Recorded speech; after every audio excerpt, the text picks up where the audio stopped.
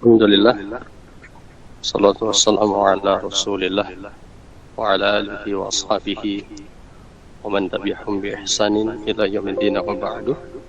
Allahumma faqihna fid din wa 'allimna ta'wil. Allahumma rabbana zidna 'ilma wa rizqna fahma. Rabbi shrah li sadri wahlul 'uqdatam min lisani yafqahu qawli. Kita bersyukur kepada Allah Subhanahu wa taala karena hanya dengan izin dan kuasa-Nya lah, alhamdulillah kita bisa kembali bertemu di pertemuan ini, dan ini sudah masuk hari yang ke-20 hari lagi lah kurang lebih sampai kita menunggu pengumuman pemerintah untuk penetapan 1 Syawal. Semoga Allah Subhanahu wa taala menerima seluruh amal kebaikan kita dan memberikan kebaikan bagi umur kita di dalam ketaatan. Salawat serta salam semoga senantiasa tercurah kepada Nabi kita Muhammad sallallahu alaihi wasallam. Beliau merupakan suri tauladan yang terbaik bagi kita sekalian. Allahumma faqihna fid din wa 'allimna ta'wil. Allahumma rabbana zidna 'ilma wa rizqna fahma. Rabbi shrah li sadri wa yassir li amri wahlul 'uqdatam min lisani yafqahu qawli. Ya, kita masuk di ayat surat Ali Imran ya. Ayat yang ke-183. Ayat yang ke-183.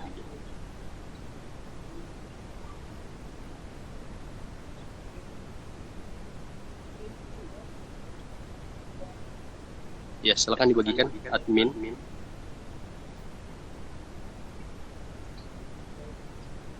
Eh, 18 berapa ya? 185 ya?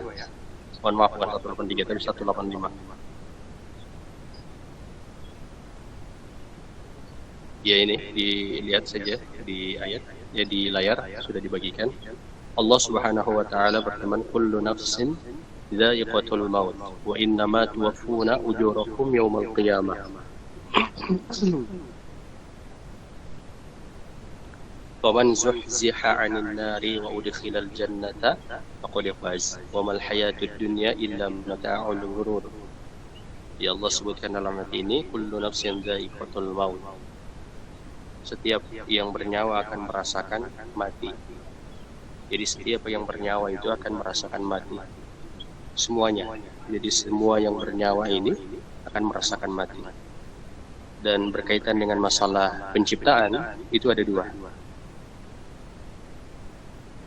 Yang mencipta, yang sebagai pencipta, dan yang diciptakan. Kalau pencipta itu kan hanya satu, yaitu Allah Subhanahu wa taala. Dan pencipta ini tidak akan mati. Dia maha kekal, maha hidup, tidak akan pernah mati dan tidak pernah mati. Adapun yang diciptakan itu semuanya akan mati. Dari para malaikat, kemudian para nabi, kemudian juga tumbuhan, hewan, semuanya itu akan mati. Walaupun yang berbeda itu adalah usia kematian saja. Jadi usia kematian saja yang berbeda, tapi kematian itu pasti akan datang. Kepastian ini Allah sampai menyebutkan dengan penyebutan dha'iqatun. Dha'iqatun itu dia kepada fa'il. Jadi dia itu penyebutan fa'il. Kalau dalam bahasa Arab itu dia fa'il. Jadi ada fi'il madhi untuk kata kerja masa lampau, ada fi'il mudhari untuk kata kerja masa sekarang, ada itu fa'il. Kalau fa'il itu dia sebagai pelakunya. Jadi dia sebagai pelaku, itu fa'il itu. Makanya kalau di kata yang lain, misalnya syakaro yusyriku, kalau tidak salah begitu. Atau aslama yuslimu muslimun. Jadi aslama itu fi'il madhi, kemudian yuslimu itu dia fi'il mudhari. Adapun muslimun itu sebagai fa'il. Jadi orang yang menyerahkan diri. Jadi orang yang telah menyerahkan diri ataupun orang yang tunduk. Kalau fa'il itu dia lebih kepada hal yang telah melekat, yang telah melekat. Dha'iqatun itu sama dengan syakirun. Syakirun itu orang yang pandai bersyukur. Pokoknya kalau kita melihat orang yang sudah terkenal sebagai orang yang bersyukur, Itulah yang disebut dengan orang yang syakirun, yang memang sifat itu sudah melekat padanya. Maka di sini Allah menyebutkan kematian itu dengan penyebutan dha'iqatun. Dha'iqatun itu kan dia fa'il. Jadi dha'iqatun itu dia fa'il, artinya semua manusia itu kematian itu melekat padanya. Jadi semua makhluk itu kematian melekat padanya. Makanya tidak ada satu orang pun makhluk, tidak satu pun makhluk yang bisa selamat dari kematian. Semua akan merasakan kematian. Ini penyebutan hakikat dha'iqatun. Maka sebagai refleksi, karena kita ini merasakan mati, kita ini akan merasakan mati dan kita ini sebagai hambanya Allah yang dituntut nanti dengan apa yang kita lakukan, maka perbaikilah amal perbuatan kita selama kita di dunia ini. Kita berbeda dengan tumbuh-tumbuhan. Kalau tumbuh-tumbuhan mati, maka mereka itu tidak akan dikisos. Oke lah, sebagaimana hewan misalnya. Hewan itu akan dikisos, tapi kisos mereka itu hanya sebatas mereka saja, setelah itu mereka dimusnahkan. Itu hewan. Jadi kalau misalnya ada hewan yang bertanduk, yang semasa di dunia ini menanduk hewan yang tidak bertanduk, maka di akhirat nanti itu akan dikisos, dibalas. Akan diberi balasan dengan cara hewan yang tadinya tidak bertanduk itu Allah berikan tanduk, lalu hewan yang tidak bertanduk itu, hewan yang bertanduk semasa di dunia itu Allah hilangkan tanduknya, lalu kemudian yang bertanduk di akhirat itu akan menanduk yang sudah tidak bertanduk. Setelah itu mereka dijadikan debu. Dan itu disebutkan di dalam surat An-Naba, ayat-ayat yang terakhir. Ayat-ayat yang terakhir. Jadi balasan mereka hanya sebatas kisos saja. Adapun bagi manusia, balasan manusia tidak hanya terbatas pada kisos, tapi juga balasan manusia itu akan abadi. Makanya Allah sampai menyebutkan innal ladzina kafaru min ahlil kitabi wal musyrikin fi nari jahannam khalidina fiha. Mereka akan kekal di dalamnya itu dengan balasan yang mereka dapatkan atas perbuatan yang mereka lakukan di dunia. Itu orang-orang kafir akan dikekalkan di dalam neraka. Adapun orang-orang beriman, innal ladzina amanu wa amilus solihati ulaika hum syarrul bariyah. Orang-orang beriman itu adalah sebaik-baik makhluk. Jazaohum 'inda rabbihim jannatu 'adnin tajri min tahtihal anhar. Mereka akan diberikan surga dari balasan atas perbuatan yang mereka lakukan. Khalidina fiha abada. Lalu kemudian balasan itu akan Allah kekalkan. Mereka akan hidup selama-lamanya di surga. Mereka akan hidup selama-lamanya di surga. Seperti itu. Itu yang menjadi pembeda antara manusia dengan hewan. Dan yang berlaku juga yang sama sebagaimana manusia itu adalah jin. Jadi apa yang berlaku bagi manusia itu juga berlaku bagi jin. Allah sebutkan dha'iqatun itu supaya kita juga itu memperhatikan, ya, kita memperhatikan amal perbuatan kita selama ini, karena nanti kita akan dibalas.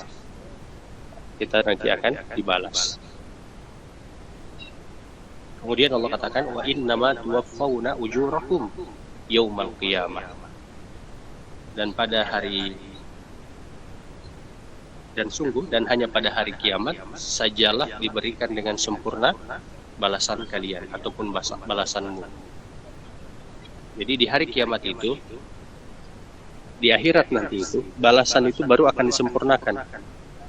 Jadi akan disempurnakan sebuah balasan dari amal perbuatan yang kecil sampai yang besar. Dari amal perbuatan yang mungkin kita sudah lupa sampai amalan perbuatan yang masih kita ingat. Semuanya itu akan dibalas. Kenapa Allah sebutkan seperti ini di dalam ayat ini? Karena ketika kita masih di dunia, balasan atas perbuatan amalan kita itu hanya dibalas dengan sedikit saja. Jadi mungkin hanya diberikan ketenangan hati, keistiqomahan, kemudian kenyamanan beribadah, dan seterusnya. Itu balasan atas segala amal perbuatan yang kita lakukan selama ini. Dan juga itu merupakan balasan atas jawaban atas segala bentuk permintaan kita kepada Allah. Tapi balasan dan jawaban atas permintaan yang berlaku di dunia itu hanya sangat sedikit. Jadi hanya sangat sedikit. Makanya kemudian Allah sebutkan dalam ayat ini, Allah itu menyempurnakan. Semua balasan atas segala perbuatan amal kita yang kita lakukan di dunia. Jadi semuanya dibalas. Di dunia ini hanya sedikit sekali. Kemudian Allah katakan, Waman zuhziha 'anil nar wa udkhilal jannata faqad faz. Barang siapa dijauhkan dari neraka dan dimasukkan ke dalam surga, sungguh dia memperoleh kemenangan. Jadi siapa yang dijauhkan dari neraka? Neraka ini kan dia panas. Misalnya begini, misalnya ada kebakaran. Walaupun kita tidak berada di dalamnya, di dalam kebakaran itu, walaupun kita tidak berada, mungkin hanya di pinggiran, kita tetap tidak mau. Karena hawa panasnya itu masih terasa kalau kita berada di pinggiran dari kebakaran itu. Biasanya kita akan mencari jarak aman. Jadi kalau misalnya ada kebakaran, kita akan mencari jarak aman beberapa meter. Kita tidak mau berdiri di kebakaran itu jaraknya 1 meter. Gitu ya. Dalam ayat ini Allah menyebutkan bahwa orang-orang yang beriman, yang disempurnakan amal mereka itu, di akhirat nanti mereka itu bukan saja tidak akan dimasukkan ke dalam neraka, tapi mereka sampai dijauhkan dari neraka. Artinya mereka tidak akan melihat neraka. Jadi dijauhkan dari neraka. Diberi batas aman. Jadi diberi batas aman. Hawanya tidak terasa, apalagi kalau sudah masuk ke dalamnya. Jadi mereka itu diberi jarak aman. Diberi jarak aman. Karena memang ada muslim nanti di akhirat yang dimasukkan ke dalam neraka dulu. Nanti sudah dalam beberapa waktu setelah kisos atas perbuatan mereka itu selama di dunia, perbuatan dosa yang mereka lakukan semasa di dunia, yang penting bukan perbuatan kesyirikan, mereka akan dimasukkan kembali ke dalam neraka dengan dikeluarkan dari neraka lalu kemudian dimasukkan ke dalam dikeluarkan dari neraka lalu kemudian mereka akan dimasukkan ke dalam surga, seperti itu. Nah, adapun orang-orang yang sempurna dalam amalan mereka, maka mereka itu jangan dimasukkan dekat dari neraka saja, tidak, karena mereka itu dijauhkan dari neraka. Kemudian Allah katakan wa udkhila itu artinya dimasukkan, bukan memasukkan. Kalau memasukkan itu wa adkhala. Kalau di sini wa udkhila itu artinya dimasukkan ke dalam surga. Kenapa menggunakan kata dimasukkan? Karena begini, tidak ada satu orang pun yang bisa memasukkan dirinya masuk ke dalam surga. Tidak ada seorang pun. Termasuk dia tidak mampu memasukkan dirinya itu ke dalam surga dengan amal-amal yang dia lakukan. Setiap manusia, siapapun dia, atau semua manusia, siapapun dia, masuk ke dalam surga itu karena rahmat dari Allah Subhanahu wa Ta'ala. Jadi dia masuk ke dalam surga itu karena rahmatnya Allah Subhanahu wa Ta'ala. Jadi Allah lah yang memasukkan seorang hamba itu ke dalam surga atas rahmatnya. Rahmat itu kita bisa dapatkan dari mana? Dari amal perbuatan yang kita lakukan selama ini. Seperti itu. Jadi kita tidak ada seorang pun yang masuk ke dalam surga karena amal-amalnya. Itu jadi semua penghuni surga masuk ke dalam surga karena rahmatnya Allah Subhanahu wa Ta'ala. Kita memohon kepada Allah supaya kita dimasukkan ke dalam surganya Allah Subhanahu wa Ta'ala dan seluruh muslimin dan muslimat di mana saja berada. Amin. Faqad faz. Allah kemudian menyebutkan maka sungguh itu merupakan kemenangan yang besar. Jadi itu merupakan kemenangan yang besar. Faqad faz itu kalau di dalam surat An-Naba di ayat yang ke-31 itu kan ayatnya begini. Innalil muttaqina mafazan. Fazan itu sama dengan faz dalam ayat ini. Jadi kemenangan yang besar. Apa makna kemenangan yang besar? Orang kalau telah melalui berbagai macam rintangan, setelah itu dia selamat dan mampu melalui semua rintangan itu, maka ini yang disebut dengan orang yang faz. Dia telah berhasil. Dia telah berhasil dan mendapatkan kemenangan yang besar. Dia telah berhasil dan mendapatkan kemenangan yang besar. Jadi keberhasilan karena telah mampu melewati satu ujian yang besar. Itu faz ya. Karena ada keberhasilan yang tidak melalui perjuangan yang besar. Misalnya kita menyeberang jalan. Menyeberang jalan itu dia bukan kemenangan yang besar. karena ujiannya tidak besar. Ujian yang ada di situ tidak besar. Jadi dia bukan faz. Jadi faz itu, kembali lagi saya ulangi, faz itu adalah kemenangan atas perjuangan yang besar. Atas perjuangan yang besar. Kenapa Allah sampai menyebutkan seperti ini? Karena memang para penghuni surga itu, insya Allah ini kita semua ya, dan keluarga kita dan kaum muslimin dan muslimat di mana berada. Ketika mereka masuk ke dalam surga, atau para penghuni surga ini, atau kita semua ketika masuk ke dalam surga, itu sebelumnya mereka berada di dunia, mereka telah melalui berbagai macam ujian.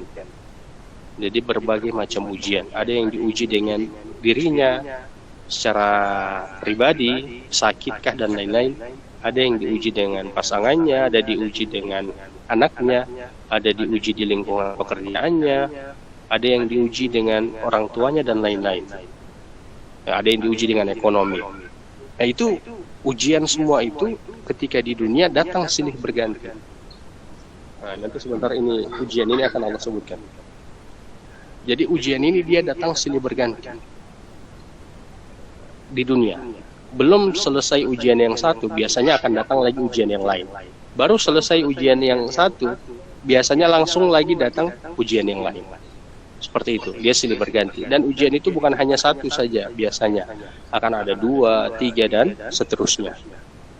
Nah, seperti itu. Inilah yang disebut dengan kemenangan yang besar, karena semasa di dunia mereka mampu untuk melewati itu.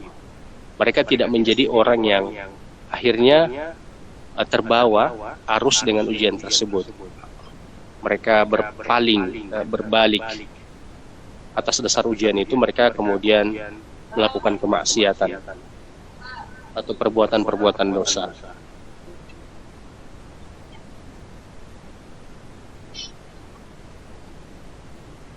Kemudian juga yang berikut, seperti itu. Jadi ujian yang mereka lalui dan mereka hadapi, atau para penghuni surga nantinya kita seperti itu. Ada juga orang yang mereka itu tidak bersabar dengan ujian tersebut, sehingga mereka memilih jalan pintas, bunuh diri. Nah, mereka bunuh diri waliyadzubillah. Dan ini mereka juga termasuk orang-orang yang tidak selamat, orang-orang yang tidak mendapatkan kemenangan. Itu kemenangan yang besar. Kemudian Allah katakan dalam ayat ini, "Wamal hayatad dunya Wamal hayatud dunya illa mata'ul ghurur." Kehidupan dunia hanyalah kesenangan yang memperdaya. Jadi Allah sebutkan dalam ayat ini supaya kita itu jangan sampai lalai.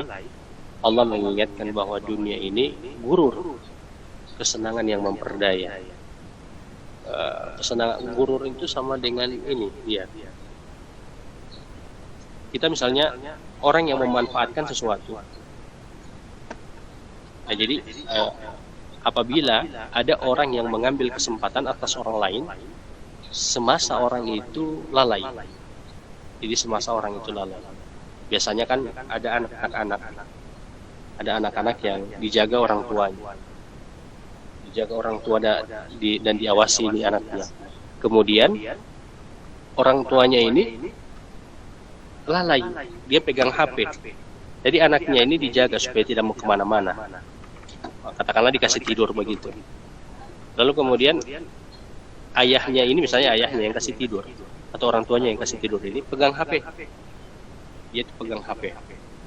Ketika dia pegang HP, ayahnya ini atau orang tuanya ini tidak lagi sadar kalau anaknya ini yang dia kasih tidur itu sudah tidak ada lagi di sampingnya. Jadi sudah lari.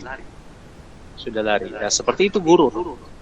Jadi Allah katakan dunia ini itu seperti kayak HP tadi, memperdayakan sampai kita itu akan lupa dengan tujuan kita itu diciptakan.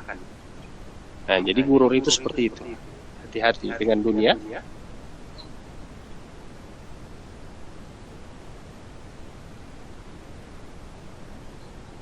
Nah, gurur itu seperti itu. Jadi dunia ini akan melalaikan kita dari tujuan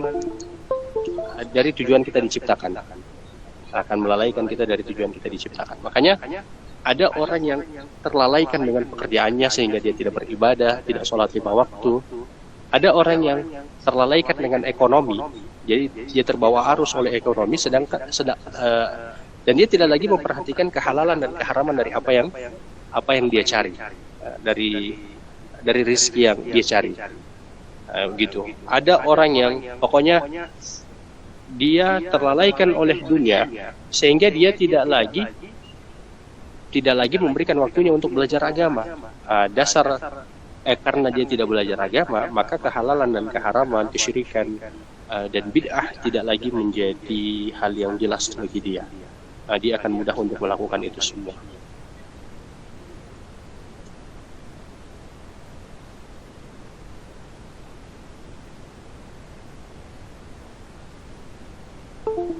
Kemudian Allah katakan ayat yang ke 186.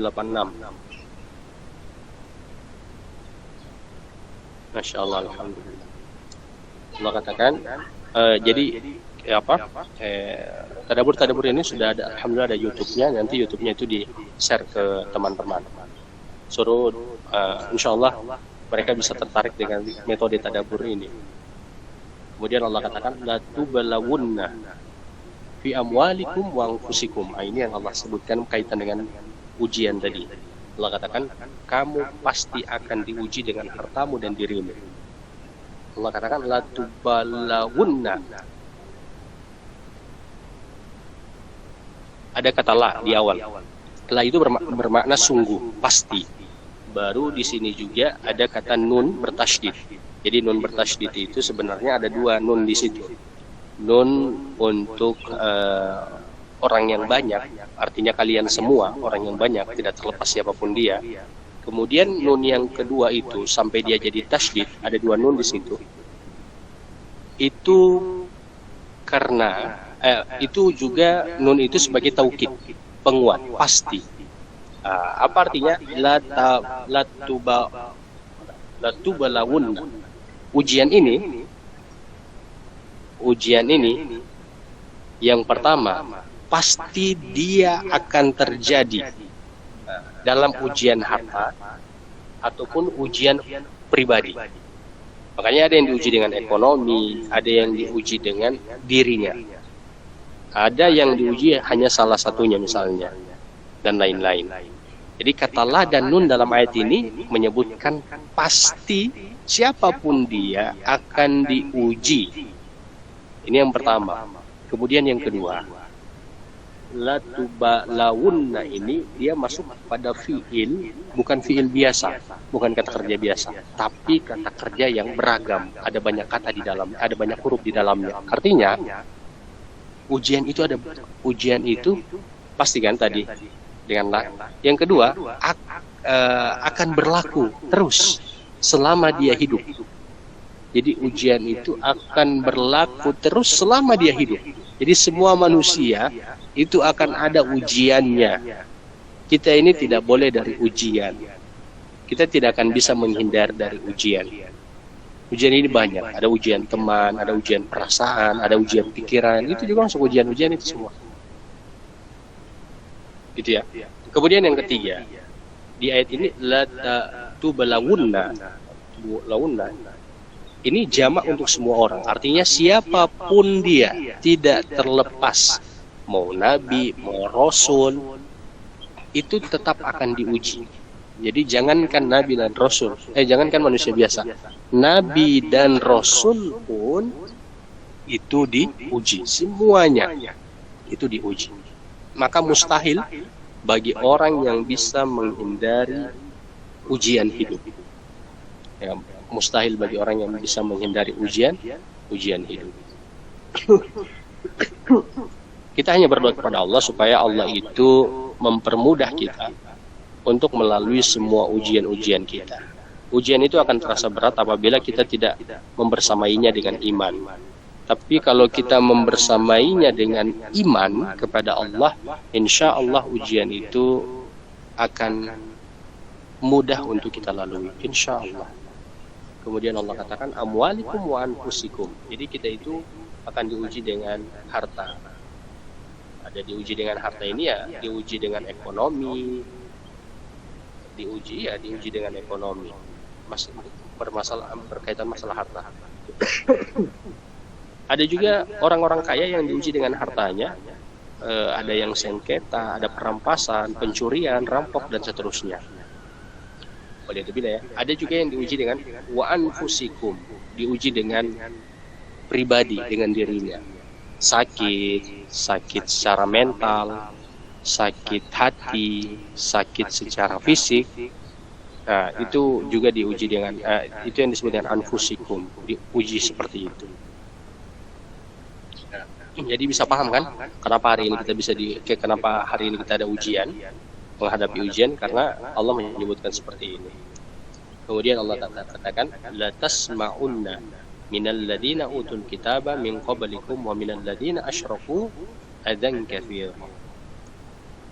Allah sebutkan lagi dalam ayat ini, dan pasti kamu akan mendengar banyak hal yang sangat menyakitkan hati dari orang-orang yang diberi kitab sebelum kalian dan dari orang-orang musyrikin. Ini yang terjadi kepada Nabi. Nabi itu di sini disebutkan la tasma'unna. Ini katanya jadi banyak lagi. Jadi mendengar itu kan sebenarnya sama'a, tapi kalau dia sudah ada tasma'unna ada lagi nun di sebelahnya dengan nun tasydid, tambah lagi lam sebelumnya itu. Ini yang Allah sebutkan kepada Nabi, kamu pasti akan mendapatkan ujian yang menyakitkan hati. Adza itu menyakitkan hati. Dia tidak melukai fisik, tapi dia menyakiti hati. Pokoknya orang rendahkan, orang kucilkan, orang remehkan. Dan siapa dia dan seterusnya. Nah, itu yang disebut dengan adza. Dia tidak menyakiti kulit, tidak membuat luka, tapi dia menyakiti hati. Jadi luka di hati. Seperti itu adza itu. Lalu di sini Allah sebutkan la tasma'unna itu akan senantiasa mendengar, pasti kamu akan senantiasa mendengar. Dan kalimat-kalimat itu bukan hanya 1-2 kali, tapi dia akan berulang kali. Bahkan Allah sampai menyebutkan katsira, banyak. Jadi karena memang ucapan mereka, penghinaan mereka itu banyak, sehingga sakit hati Nabi juga itu banyak. Sakit hatinya Nabi juga itu banyak. Bisa dibayangkan ya, Nabi loh ini ujian yang beliau hadapi luar biasa dari tuduhan-tuduhan yang ada dari ahli kitab dan orang-orang musyrikin. Padahal Nabi ini menyampaikan kebaikan dan kebenaran dan ingin memberi mereka itu jalan keselamatan atas izin Allah. Untuk kita di hari ini, maka juga berlakunya sama. Kita pasti akan mendengar dari orang-orang yang tidak menyukai kita, perkataan-perkataan yang tidak baik. Yang penting kita harus menjamin nih diri kita tidak menyakiti orang itu. Jadi tidak menyakiti orang tersebut dengan kata-kata kita. Dan ini tidak bisa dihindari. Jadi tidak bisa dihindari. Kita akan pasti mendengar. Dan akan senantiasa kita dengar orang-orang yang menyakiti hati kita.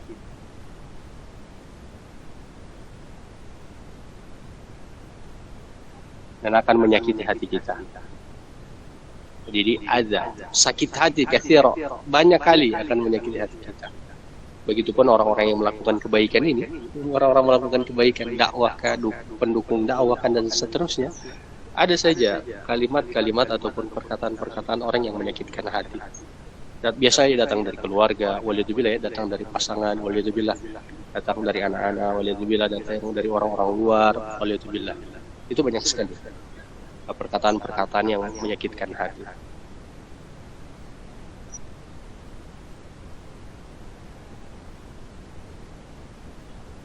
Kemudian Allah katakan wa in tasbiru wa tattaqu fa inna dzalika min azmil umur. Allah katakan, jika kamu bersabar dan bertakwa, maka sesungguhnya yang demikian itu termasuk urusan yang patut diutamakan. Allah katakan kalau misalnya memang kita ini kan memang akan ada ujiannya, dengan ujian diri dan ujian harta. Kemudian Allah katakan ada juga ujian secara batin, dengan kita akan mendengar perkataan-perkataannya orang-orang yang menyakitkan hati kita, adza katsira, akan banyak menyakiti hati kita. Allah katakan dalam ayat ini, wa in tasbiru, dan jika kamu bersabar. Bukan pasti kamu bersabar ya. Karena apa? Ketika kita diuji itu ada pilihan bagi kita. Ketika kita diuji itu ada pilihan. Makanya penggunaan kata di sini wa in, jika kita mau bertindaknya seperti apa. Tapi kata Allah, kalau kita memilih tindakan dengan tasbir, kalau kita memilih tindakan dengan bersabar, sabar itu, jadi sabar itu tidak ada batasnya. Ada orang bilang, saya ini sudah sabar, tapi sabar ini ada batasnya. Tidak, sabar itu tidak ada batasan. Nah, sabar itu tidak ada batasan. Tapi perlawanan terhadap kezaliman itu ada ukurannya. Jadi ada ukurannya mengikuti syariat. Makanya ada perang, ada tanggapan perang, perlawanan perang lah, itu ada. Kemudian kedua, tindakan yang kedua itu adalah watattaqu, dan bertakwa. Jika kamu bersabar dan bertakwa, ya takwa di sini adalah mendekatkan diri kepada Allah dan tetap mengikuti aturan-aturan Allah, mengikuti aturan-aturan Allah. Wa inna dzalika min azmil umur. Maka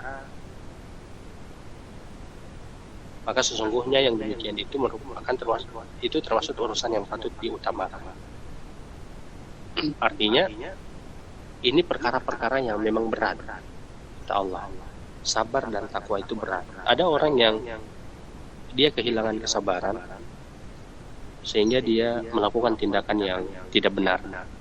Ada orang bersabar, tapi kesabarannya itu tidak dibarengi oleh ketakwaan. Jadi ada orang bersabar, makanya kenapa Allah sampai mengaitkan sabar itu dengan takwa. Kalau di dalam surat Al-Baqarah itu kan apa lah ya, yang itu kalau bersabar lalu kemudian sholat. Jadi sabar dan sholat.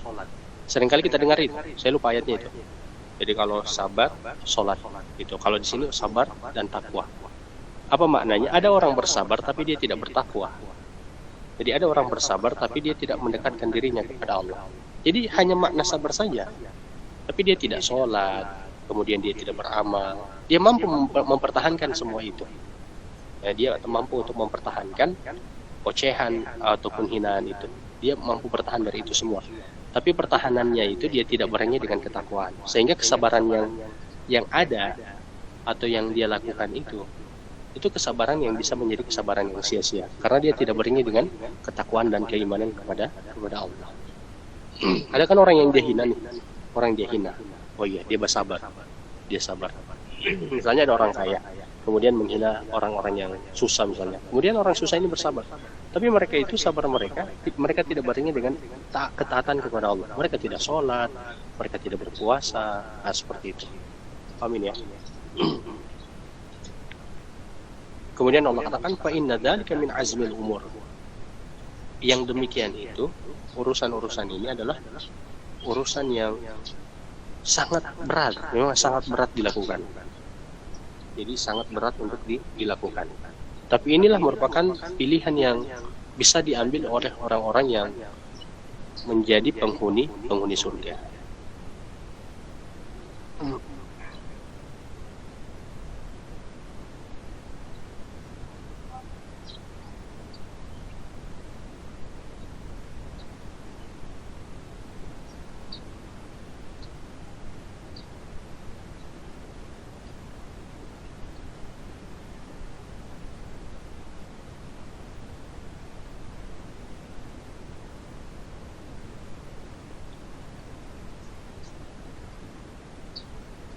Kemudian ayat yang terakhir, ayat ke-187. Ayat ke-187 Allah sebutkan wa idz akhadallahu mitsaqal ladzina utul kitab. Kenapa paham?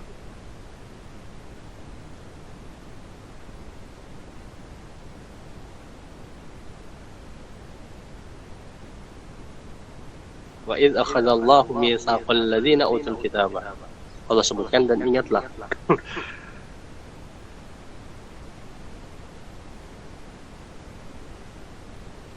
Dan ingatlah ketika Allah mengambil janji dari orang-orang yang telah diberikan kitab. Itu orang-orang Yahudi. Jadi Allah sudah menuangkan perjanjian di dalam kitab Taurat itu. Itu dipahami dan dimengerti oleh mereka, orang-orang ahli kitab. Jadi kalangan para pendetanya, yang mana mereka ini memang sudah terbiasa dengan kitab itu. Kalau orang-orang munafik kan tidak biasa membacanya. Jadi memang tidak membacanya. Kalau para pendetanya itu membacanya, dan mereka paham sekali. Allah sebutkan di dalam kitab Taurat maupun di dalam kitab Nasrani itu sudah ada perjanjian Allah dengan mereka. Apa perjanjian Allah dengan mereka? Dan perjanjian ini pun karena memang Allah sebutkan di dalam ayat ini berlaku juga bagi kita dengan terhadap sikap kita dengan Al-Quran. Allah katakan, la tubayyinunnahu linnas. Demi sesungguhnya. Di sini boleh, di sini lagi lah. Lah itu dia hendaklah kamu itu benar-benar menerangkan isi kitab itu kepada manusia. Jadi kata la di sini sebenarnya dia bermakna sungguh. Jadi sungguh kalian itu diperintahkan untuk menerangkan isi kitab ini ke dalam manusia. Jadi ini perintah, bukan perintah pilihan, tapi perintah bagi semua. Kalau kita sudah paham dengan Al-Quran, maka kita harus menjelaskan Al-Quran ini kepada manusia. Karena Al-Quran ini hudal linnas, petunjuk bagi semua manusia. Dan kalau kita belum mampu untuk menjelaskan, maka kita bisa mencari wasilah untuk atau supaya orang bisa tahu dengan penjelasan-penjelasan yang ada di dalam ayat Al-Quran. Misalnya kita memfasilitasi kegiatan-kegiatan tadabbur, atau mengajak orang untuk mengikuti tadabbur. Nah, ini semua cara di mana kita ikut dalam menerangkan isi kitab kepada manusia. Jadi linnas. Kemudian Allah katakan, wala taktumunahu, dan jangan kalian itu menyembunyikan apa yang kalian ketahui. Taktumu itu jangan sekali-kali dan janganlah kamu menyembunyikannya, isi kitab itu. Allah kan sudah sebut di sini menjelaskan. Lalu kemudian Allah sebut lagi dengan tambahan, jangan kalian tutup atau menyembunyikan. Kenapa? Allah sampai menyebutkan dua kata ini untuk penekanan. Karena mereka akan beralasan. Kami sudah menjelaskan. Tapi ternyata mereka itu menjelaskan hanya sebagian dan menutupi sebagian. Makanya kemudian Allah mau supaya isi kitab yang ada di dalam kitab Taurat maupun Nasrani itu semuanya dijelaskan. Jangan hanya sebagiannya saja. Wala taktumunahu.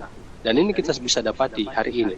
Ada orang-orang Nasrani yang menutupi, para pendeta-pendetanya yang paham, yang menutupi ayat-ayat tentang Nabi Muhammad ataupun tentang kedatangan Islam, tentang kedatangan Al-Quran ini. Sampai kan terbongkar. Ada yang terbongkar dari itu. Ada kan Don Ditan itu kan, Don Ditan yang sampai hari ini beliau berdakwah dengan metode dakwah menerangkan penjelasan yang ada di dalam kitab Nasrani untuk nanti merujuk kepada Al-Quran. Seperti itu. Jadi memang ada yang mereka sembunyikan, tapi mereka yang telah menjadi mu'alaf dan mempelajari Injilnya mereka akan menyadari ternyata selama ini ada yang ditutup-tutupi. Nah, ini juga berlaku bagi kita. Jadi tidak boleh ayat Al-Quran ini kita tutup-tutupi. Ada yang menutupi ayat tentang riba, ada yang menutupi ayat tentang jilbab, dan masih banyak lagi. Jadi mereka hanya menerangkan sebagian dan menutupi sebagian. Jadi Allah katakan wala taktumunahu, tidak boleh kita menyembunyikan ataupun menutupinya. Kemudian Allah katakan fanabadzuhu wa dha'a zuhurihim, lalu mereka melemparkan janji itu ke belakang punggung mereka. Nah, mereka tidak mengindahkan itu. Jadi Allah sudah katakan untuk diterangkan, ternyata mereka tidak menerangkan. Sekalinya mereka menerangkan, mereka menutupi atau menyembunyikannya. Jadi mereka itu kata Allah wara'a zuhurihim, mereka itu melemparkan perjanjian yang telah Allah sebutkan di dalam kitabnya mereka. Maka jangan juga kita seperti itu. Jangan kita sebagaimana orang-orang Yahudi yang melemparkan kitab atau melemparkan perjanjian itu, hanya menjelaskan sebagian dan menutupi sebagian. Ini biasa ada, kita sering dengar namanya ustadz-ustadz syubhatnya gitu. Ada istilah-istilah itu. Kemudian Allah katakan washtarau bihi tsamanan qalila, dan menjualnya dengan harga yang murah. Jadi orang-orang Yahudi itu menjual ayat-ayatnya Allah itu dengan harga yang murah. Apa maknanya? Jadi kalau ada orang kaya datang kepada mereka untuk satu perbuatan yang haram supaya menjadi boleh, maka orang-orang kaya ini membayar para pendeta Yahudi itu. Lalu para pendeta Yahudi ini akan mengeluarkan fatwa ataupun akan menjelaskan bahwa ini perbuatan yang halal. Ayatnya ini di dalam kitab Taurat. Jadi ayat itu sebenarnya bukan lagi dijadikan acuan sebagai petunjuk, tapi mereka jadikan ayat ini hanya untuk pembenaran atas argumen mereka. Jadi hanya pembenaran atas hujahnya mereka.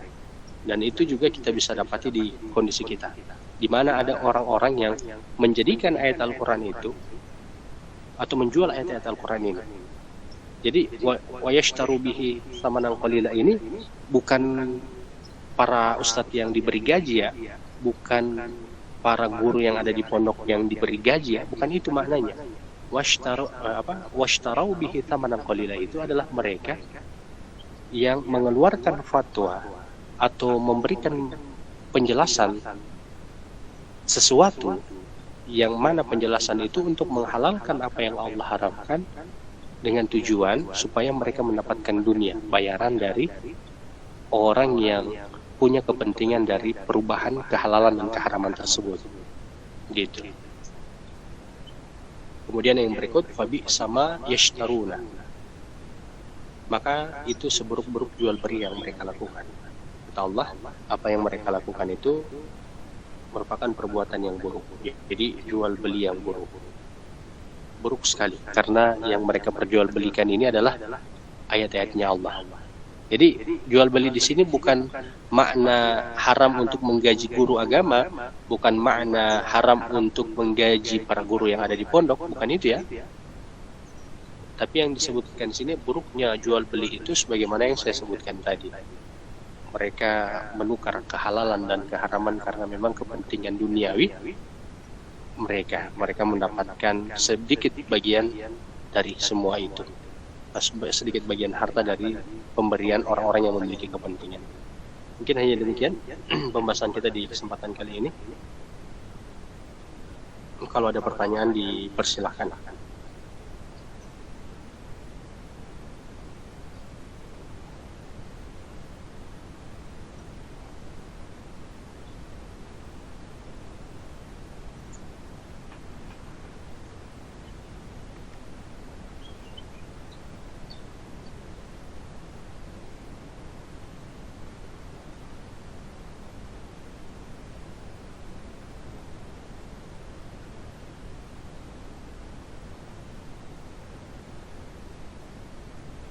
Ya, kalau ada pertanyaan dipersilakan.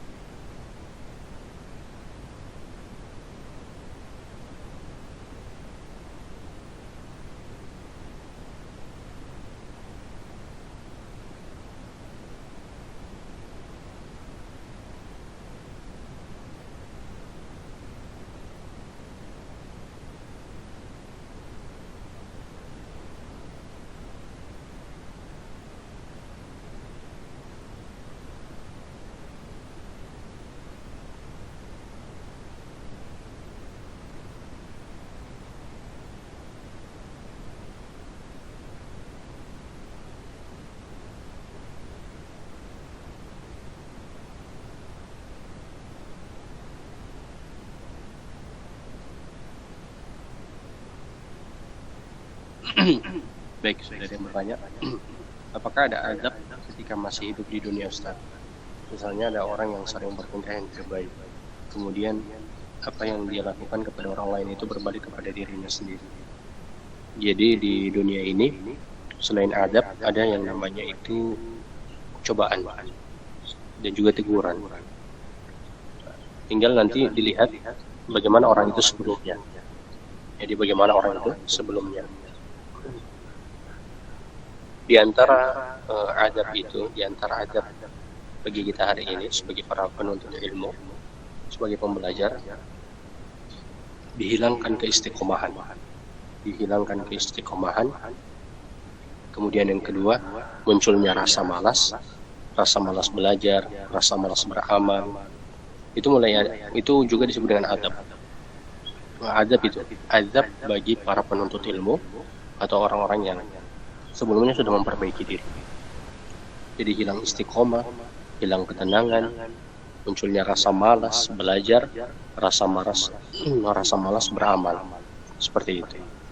Ini adab bagi para penuntut ilmu. Adapun adab-adab yang lain, adab-adab yang lain bagi mereka yang melakukan perbuatan kemaksiatan lalu mereka mati dengan mengenaskan, tidak sempat bertaubat. Ini adab.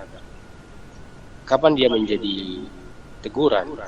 Apabila orang yang melakukan kemaksiatan itu Allah berikan ujian, lalu kemudian Allah masih memberikan kesempatan hidup untuk dia. Jadi kesempatan hidup untuk dia itu waktu dia untuk memperbaiki diri. Jadi berbalik arah. Yang tadinya mungkin dia berada pada jalur kemaksiatan, ketika dia berbalik arah, maka dia berada pada jalur ketaatan. Seperti itu.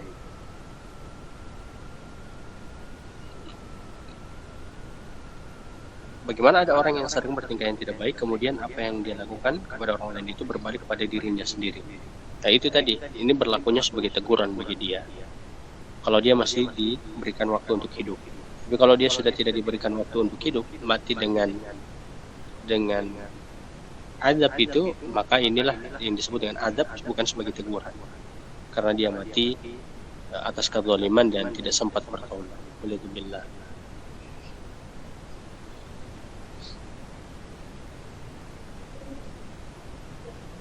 Ada lagi pertanyaan?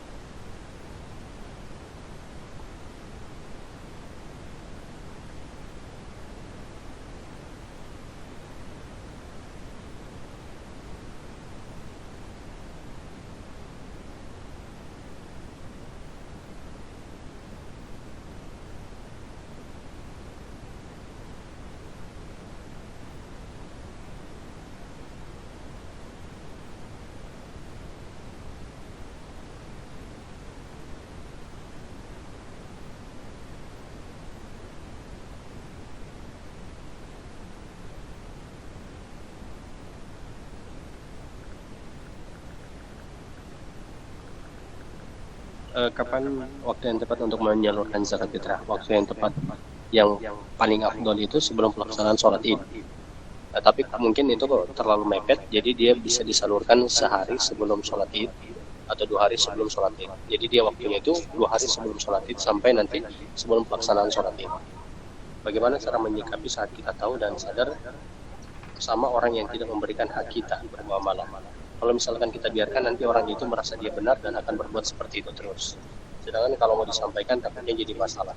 Kalau misalkan kita sudah ikhlas, tapi kita memutuskan untuk tidak mau lagi kerjasama dengan orang itu, hubungan muamalah untuk menjaga hati kita, apakah itu bisa dilakukan?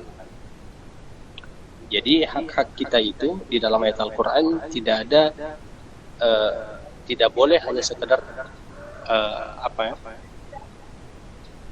memberi nama keikhlasan. Padahal itu merupakan keputusasaan. Jadi putus asa menagihnya atau putus asa untuk meminta haknya kita. Jadi terkadang kita seringkali melabeli keputusasaan itu dengan label keikhlasan. Jadi Islam ini memenuhi semua hak, jangankan haknya orang-orang Islam, hak-hak orang-orang Nasrani, orang-orang kafir itu dijaga di dalam agama kita. Jadi tidak boleh misalnya dalam situasi yang aman, orang-orang beriman itu mengambil hartanya orang-orang kafir dengan alasan mereka itu sebagai orang kafir. Tidak boleh. Begitupun dalam masalah hutang. Hutang piutang, walaupun misalnya salah satu di antara mereka sudah mati, misalnya yang memberikan hutang orang kafir, tetap wajib untuk dibayarkan hutang tersebut. Jadi hak di dalam agama kita ini tetap harus terpenuhi dan hak dalam agama kita ini dijaga. Mau dia orang kafir pun orang-orang muslim. Maka di sini kita bisa menuntut dengan berbagai macam cara, melaporkan ke kepolisian, melaporkan ke pihak pemerintah dan lain-lain. Itu bisa dilakukan dengan jalur seperti itu. Tapi bagaimana kalau kita tidak menempuh itu, Ustaz? Bisa bisa kita tidak mengikhlaskan itu. Jadi sampai kapanpun bisa tidak untuk diikhlaskan. Tapi bisa juga kita dengan mengikhlaskan, tapi yang sebenarnya itu bukan mengikhlaskan, tapi berputus asa. Nanti sebagaimana yang di pertanyaan ini juga, kalau kita mendapati ada orang-orang seperti itu, jangan lagi bermuamalah dengan orang itu. Kalau say hello boleh, salaman boleh dan seterusnya boleh. Tapi untuk muamalah jangan lagi bermuamalah dengan orang-orang seperti itu. Begitu dia. Wallahu a'lam.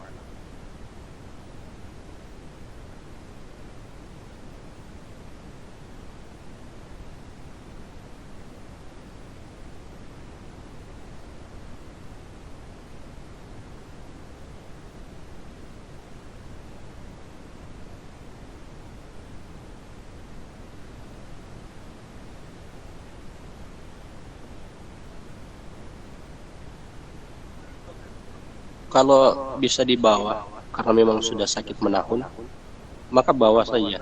Bawa dengan bentor, bawa pakai oto, itu bawa. Tapi kalau memang tidak bisa sama sekali, maka tidak masalah. Seperti itu. Tidak masalah.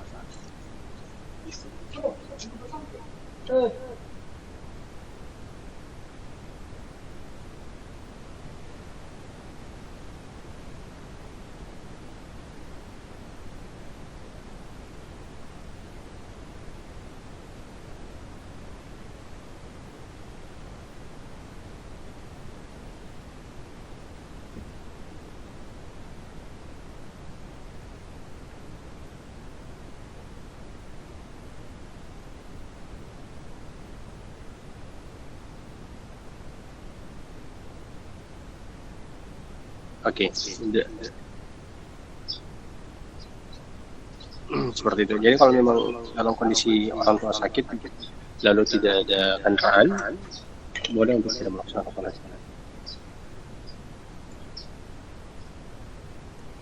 Oke, mungkin hanya demikian ya. Kita akhiri pertemuan di kesempatan kali ini dengan doa kafaratul al-majlis. Subhanallah wa bihamdika asyhadu an la ilaha illa anta astaghfiruka wa atubu ilaik. Assalamualaikum warahmatullahi wabarakatuh.